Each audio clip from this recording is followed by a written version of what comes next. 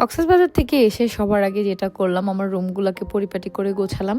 যতই আমার helping hand থাক না কেন, আমি নিজের হাতে না গোছালে আমার না ঠিকমতো পছন্দ হয় না, আমার মন ভরে না যতক্ষণ না আমি নিজে না গোছাই। তো আজকে দেখো সুন্দর নতুন একটা বিছানার চাদর বিছাইছে। আমি যদি পারতাম প্রতিদিন একটা করে নতুন বিছানার চাদর বিছাইতাম আমার খাটে। আমার অনেক বেশি ভালো লাগে, আমার নিজেরও স্বাস্থ্যে ভালো লাগে, আমার বাসাটা গোছায় রাখতেও ভালো লাগে। আর তোমরাও তো সবাই অনেক বেশি পছন্দ করো। তারপর আলিশা কুটুর রুমটাকেও একটা নতুন বিছানা চাদর বিছাই দিলাম।